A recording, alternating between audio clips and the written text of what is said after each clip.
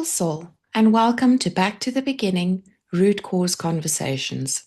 I'm your host, Mona-Lize, a trauma informed holistic therapist specializing in healing trauma at its root cause and how that transforms human connection. In this podcast, you can expect deep conversations about trauma healing, navigating your spirituality in this complex 3D world, and real transformation stories from people who've done the work. This is where spiritual depth meets practical reality. So, without further ado, let's dive in. Well, hello, beautiful human, and welcome to Back to the Beginning Root Cause Conversations. I'm Mona-Lize, and today we're diving into something that has been absolutely lighting up my inbox and probably making you question everything you thought you knew about healing. There's this massive debate happening right now about whether the body actually stores trauma. And I'm not talking about some quiet academic discussion. I'm talking about full-blown internet warfare. You've got people posting videos titled, "The Body Keeps the Score" is bullshit, and others responding with, "Why somatic therapy saved my life." It's like watching a tennis match where both sides are convinced the other is completely delusional. And caught in the middle are people like you, people who have felt their chest tighten when someone raises their voice, people who notice their jaw clench during difficult conversations, people who have experienced shifts during breathwork or yoga and are now wondering, wait, was that all in my head? Have I been fooling myself this whole time? I had a client text me last week saying, "Mona-Lize, I just read an article that says trauma isn't stored in the body, and now I feel like an idiot for thinking my hip pain was connected to my childhood. What's real?"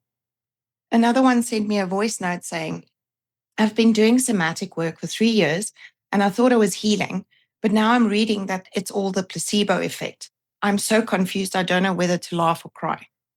Now, I don't usually cover the same topics in my blog and my podcast. I like to give you fresh content in each format. But this debate has been so confusing for so many people, and the stakes feel so high for anyone trying to navigate their healing journey that I felt I needed to expand on this conversation. Because the last thing I want for you is to question everything you know about your own healing because of some online argument. Here's what I want you to know right from the start. You haven't been fooling yourself. You are not an idiot, and you definitely are not crazy.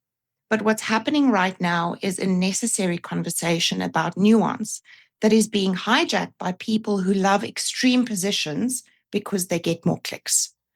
Today, I want to cut through the noise and give you the real story, not the version that sells courses or gets shares, but the version that actually helps you understand what's happening in your body and how to work with it effectively. So let's start by understanding what we're actually fighting about here, because I think a lot of the confusion comes from people arguing about completely different things. On one side, you have Dr. Bessel van der Kolk and his groundbreaking work showing that trauma affects the entire body, not just the mind. His research is solid, his clinical observations are valid, and his book has helped millions of people understand that their physical symptoms might be connected to their emotional history. But then the wellness industry got hold of his work and did what the wellness industry does best. They turned nuanced clinical insights into marketable sound bites. Suddenly, every yoga teacher was promising to release your ancestral trauma in a single class. Every breathwork facilitator was claiming they could clear your nervous system in one session. Instagram was flooded with posts about trauma stored in your hips, as if your hip flexors were little filing cabinets full of childhood memories. I saw a workshop advertised last month that promised to delete your trauma through dancing. Delete it. Like it was a computer file you could just drag and drop into the trash folder. That's the kind of oversimplification that's making serious researchers roll their eyes and write articles debunking the whole thing. But here's where the pendulum swings too far in the other direction. In their rush to debunk the oversimplifications, some critics are now claiming that the body plays no role in trauma healing at all, that it's all just a placebo effect. that if you can't measure it in a lab with a control group, it doesn't exist. And that leaves people like my clients, and probably you, standing in the middle thinking, but I felt something shift in my body during that session. Was that not real? Am I making this up? The answer is what you felt is absolutely real. The shift was real. The connection between your emotional state and your physical sensations is real. What's not real is the idea that one breathwork session is going to solve everything, or that you can bypass the hard work of actually understanding and integrating your experiences. This is why I personally have not enjoyed attending somatic workshops or classes in group format, and why even when I work in group context, I always ask a willing volunteer to work with me as an example of how to work with a specific emotion linked to a specific somatic release. Context is everything here. Your individual experience, your unique nervous system, your specific history, all of this matters in how healing unfolds for you. Before we go any further, I want to address something that gets dismissed as woo-woo, but is actually basic physics. And I'm starting here because I want to bridge the gap for those of you who are scientifically minded and might be skeptical of anything that sounds too mystical. You are made of atoms. Right now, as you're listening to this, every single cell in your body is composed of atoms that are vibrating, moving, and creating electromagnetic fields. This isn't spiritual theory. This is what we learned in science class. Atoms are energy. You are energy. The chair you're sitting on is energy. Everything is energy moving at a different frequency. When physicists look at matter under powerful enough microscopes, what they find is mostly empty space with energy patterns dancing through it. Your body isn't this solid, fixed thing. It's a dynamic energy system that constantly is responding to internal and external stimuli. Why does this matter for trauma, though?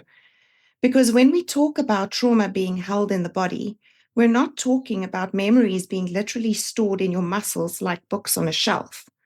We're talking about your energy systems, your nervous system, your electromagnetic field, your cellular communication networks being shaped by overwhelming experiences. Let me give you an example that you can test right now.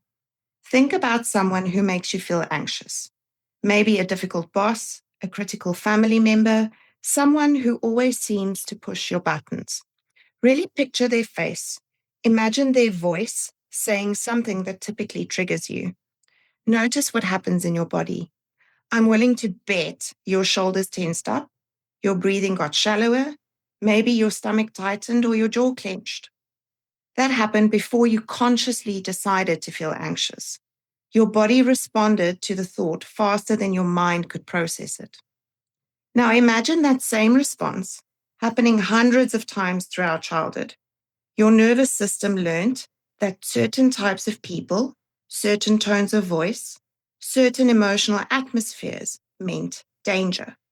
Your body created patterns of protection that were absolutely necessary then, but might not be serving you now. That's not your imagination. That's your nervous system doing exactly what it was designed to do. Keep you alive by learning from experience and preparing for similar threats in future. I had a client who would get physically nauseous every time she had to have a difficult conversation with her partner. Not because she was sick, but because her nervous system had learned that conflict meant danger. Her body was trying to protect her by making her want to escape the situation. That's trauma living in the body, not as a memory, but as a learned response pattern. Let me tell you about the psoas muscle, because this is where we can see exactly how trauma patterns live in the body in ways that are measurable and real. The psoas is a deep hip flexor that connects your spine to your legs. Most people have never heard of it, but it's one of the most important muscles for understanding trauma because it's directly wired into your autonomic nervous system. When your brain detects threat, one of the first things that happens is your psoas contracts, preparing your body to fight or to get the hell out of there. In people who have experienced chronic stress or repeated trauma, the psoas can become chronically tight, not because of physical injury, but because the nervous system never learned that it was safe to fully relax. I see this constantly in my practice. Someone comes in complaining about chronic lower back pain, hip tightness, digestive issues. They've been to every specialist, tried every treatment. The symptoms improve temporarily, then come right back because the root cause isn't physical damage. It's a nervous system that's stuck in protection mode.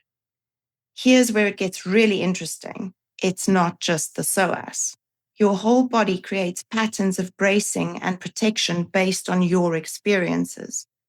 I had a client who couldn't wear turtlenecks or necklaces because anything around her neck made her feel like she was suffocating. Turns out she'd been grabbed by the throat during an assault years earlier. Her nervous system had learned that anything touching her neck meant danger, even something as innocent as a piece of jewelry. Another client noticed that she always sat with her back to the wall in restaurants or public spaces and couldn't relax if someone was behind her. Her hypervigilance wasn't paranoia. It was her nervous system's way of trying to keep her safe based on past experiences where being surprised from behind had meant harm. These aren't random quirks or personality traits. They're intelligent adaptations that your nervous system created to protect you. The problem is that these adaptations often outlive their usefulness and they start limiting your life in ways that no longer serve you. Your jaw might clamp down because you learned that it wasn't safe to speak up. Your shoulders might rise towards your ears because you learned to brace for impact. Your chest might feel tight because you learned to make yourself smaller to avoid attention. These patterns are real. They're measurable. They show up in muscle tension, in posture, in breathing patterns, in how you move through space. To say that this isn't real because it's not like a computer file is missing the point entirely. Your body is holding the pattern of the response, not the memory itself. And that pattern will keep running until you consciously work with it at both a physical and a mental level. Now, here's where I'm going to say something that might surprise you, especially given what I've just shared. Somatic work alone is not enough. And this is where I think the wellness industry has done people a real disservice by overselling what body work can accomplish on its own. Don't get me wrong, somatic work is powerful and necessary. But when it becomes expensive emotional masturbation, and yes, I said that intentionally because I want you to really think about this, it's not serving anyone. What do I mean by expensive emotional masturbation?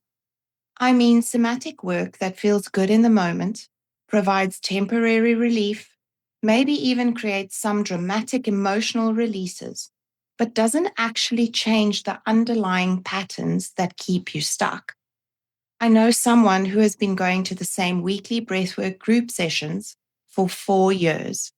Every session, she has these intense emotional releases. She cries, she shakes, she feels like she's releasing trauma.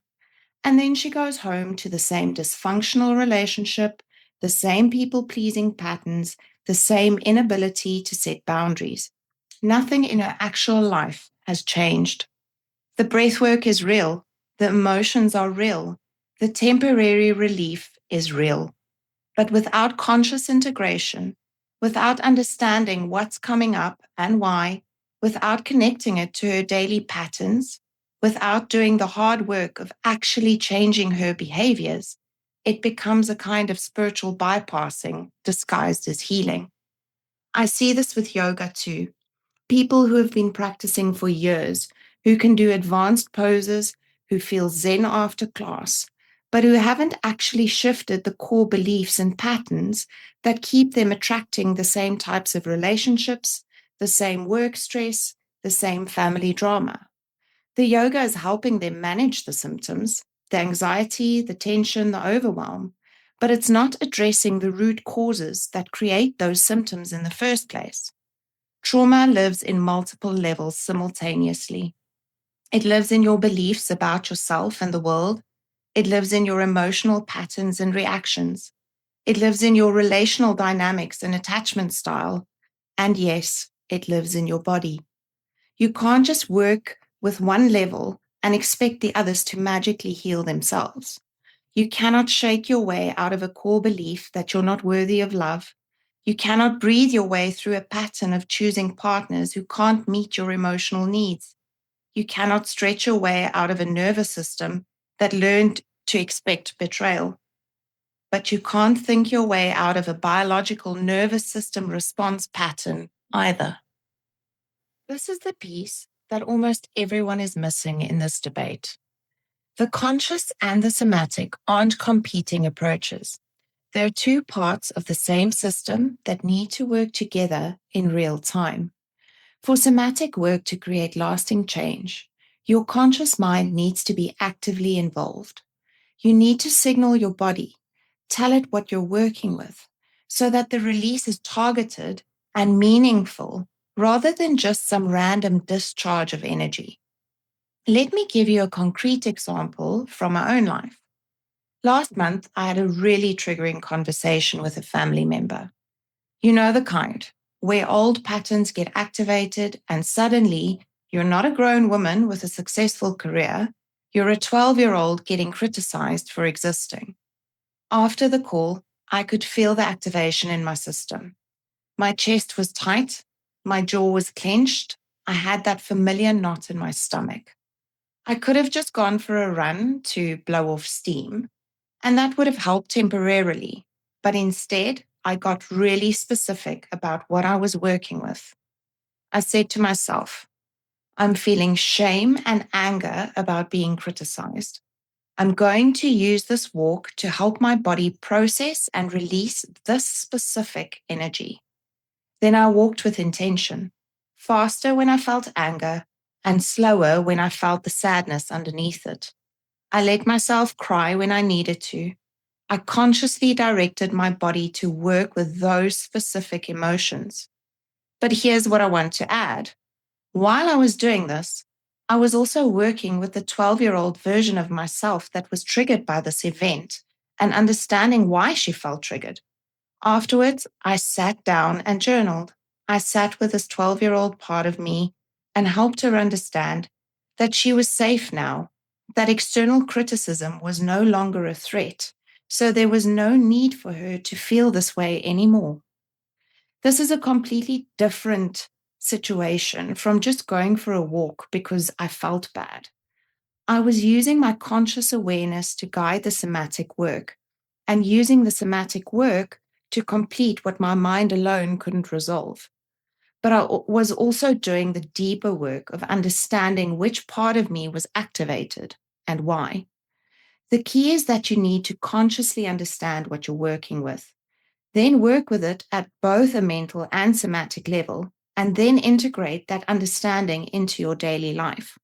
Without this three-part process, you might release something temporarily, but you won't create lasting change. Your body needs to be told what it's working with. Your mind needs to understand the patterns, and both need to work together to create new responses that serve you better. This brings me to what I consider the heart of this entire conversation.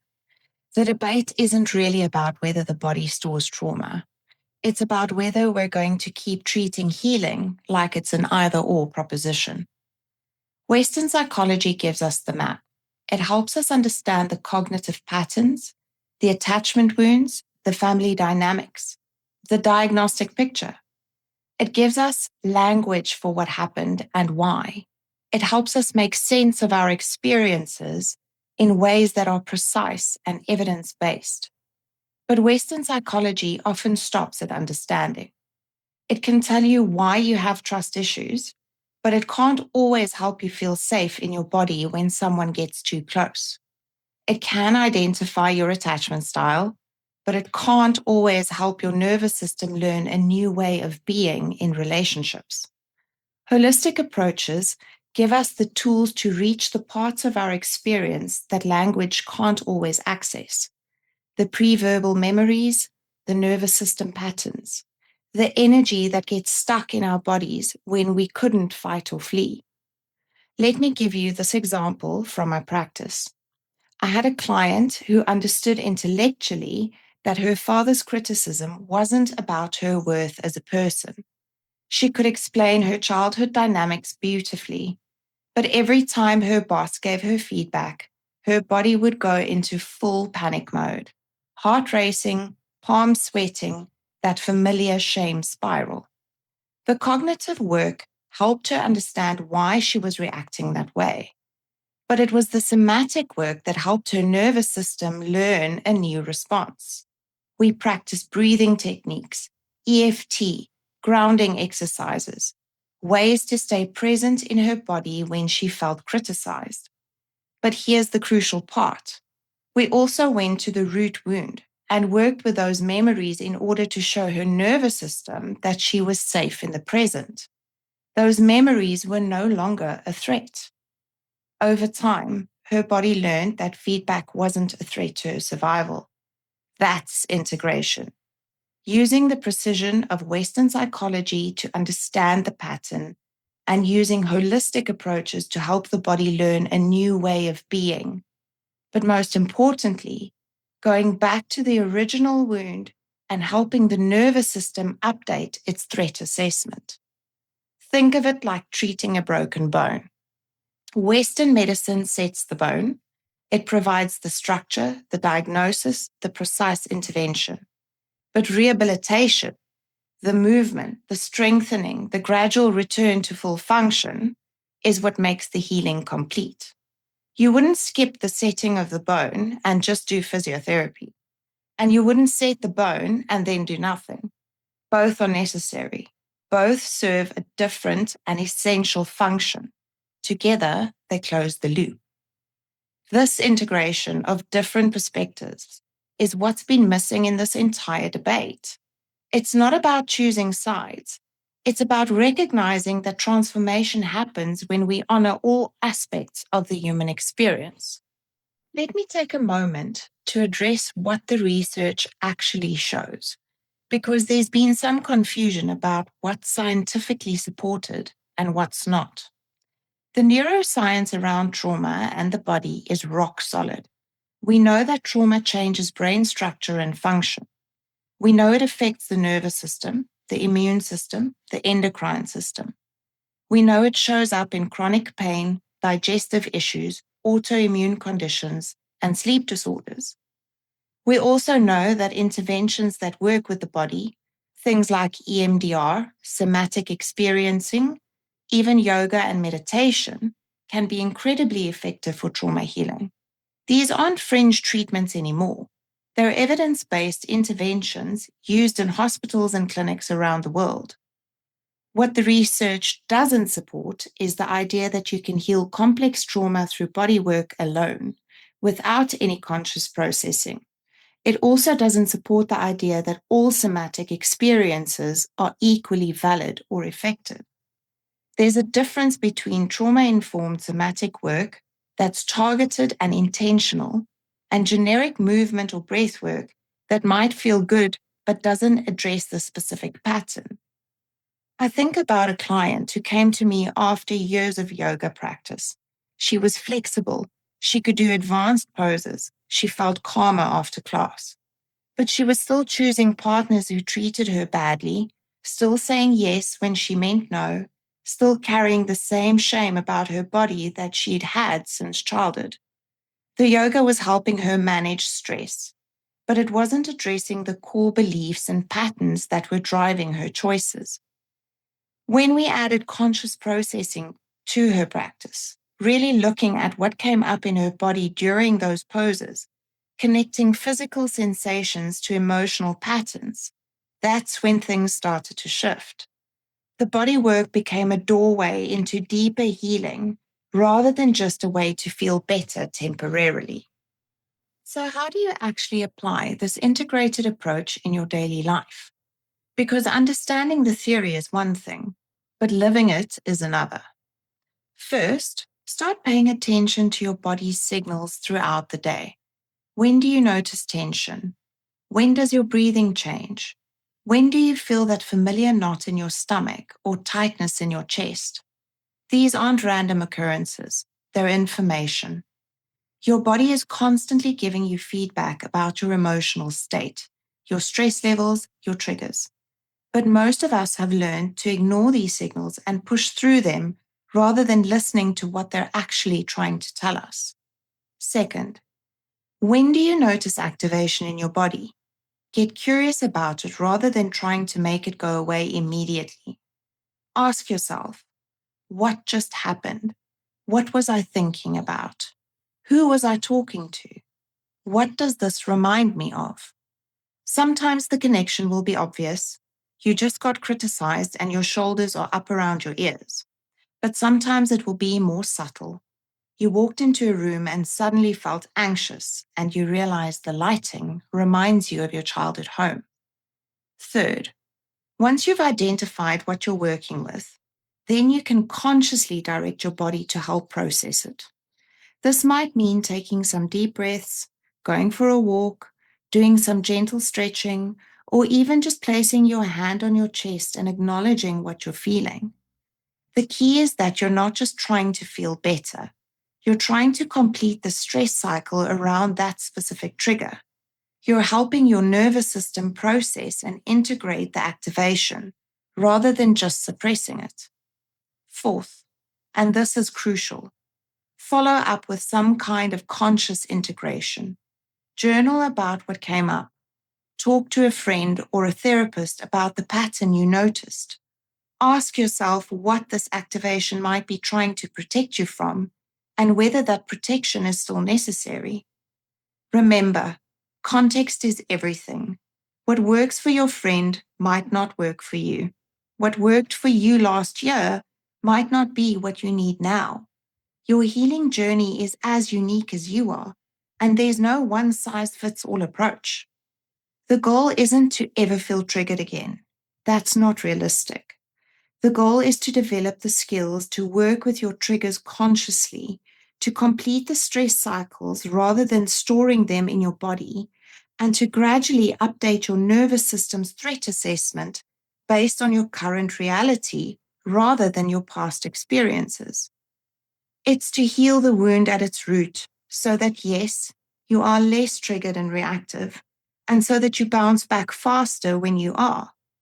It's so that you build your life and make decisions from a place of wholeness instead of a place of woundedness. Before we wrap up, I want to leave you with 3 key takeaways that can transform how you approach your healing journey. First, the body absolutely holds trauma patterns, but somatic work alone won't heal them. Your nervous system creates real, measurable patterns of protection based on your experiences. That tension in your psoas, the way your shoulders rise during conflict, the knot in your stomach when you're triggered, these aren't imaginary. They're intelligent adaptations your body created to keep you safe. But shaking, breathing, or moving without conscious direction is like starting a car and leaving it in the driveway. The engine is running, but you're not going anywhere. Your body needs to be told what it's working with. You need to consciously identify what you're processing, the anger, the fear, the 12-year-old part of you that got activated, and then direct your body to work with that specific energy. Second, Western psychology and holistic healing aren't competing approaches. They're 2 halves of the same solution. Western psychology gives you the map. It helps you understand your patterns, identify your triggers, name your wounds. But understanding alone doesn't create lasting change. You can know exactly why you have trust issues and still freeze up every time someone gets too close. Holistic approaches give you tools to reach what language can't access. The nervous system patterns, the pre-verbal memories, the energy that gets stuck when you couldn't fight or flee. But without the conscious framework to understand and integrate what's happening, somatic work becomes expensive emotional masturbation that feels good temporarily, but doesn't create permanent transformation. When you combine them, when you use Western psychology to identify and understand the wound, and then use holistic approaches to help your nervous system release and integrate it, that's when you see real, lasting change. One finds the problem, the other helps your body learn a new way of being. Third, permanent transformation happens when you go back to the root wound and update your nervous system's threat assessment. This is what most approaches miss. It's not enough to manage your symptoms or even just understand your patterns. You need to go back to the original wound, that place where your nervous system first learned that criticism meant danger, that conflict meant abandonment, that vulnerability meant harm. When you work with those root memories and help your nervous system understand that you're safe now, that those old threats no longer exist, that's when your body can finally let go of the protection patterns it's been holding for years or even decades. Your 12-year-old self needs to know that she's safe before your adult self can stop bracing for impact. This is why some people can do years of therapy or somatic work and still find themselves stuck in the same patterns. They're working with symptoms instead of the source. But when you combine the precision of Western psychology with the integration power of holistic healing, and you take both back to the root cause, that's when transformation becomes permanent instead of temporary. Before we close, I want to remind you that this is your judgment-free zone. Whatever you're going through, whatever timeline you're on, whatever combination of approaches you're using or considering, all of it's valid. Healing isn't linear, and it's definitely not a competition. You don't need to prove that you're doing it right or compare your progress to anyone else's. You just need to keep showing up for yourself with curiosity, compassion, and the willingness to try new things when the old things stop working. If today's conversation has raised questions for you about your own healing journey, or if you're feeling unsure about how to integrate these different approaches, I want you to know that you don't have to figure this out alone.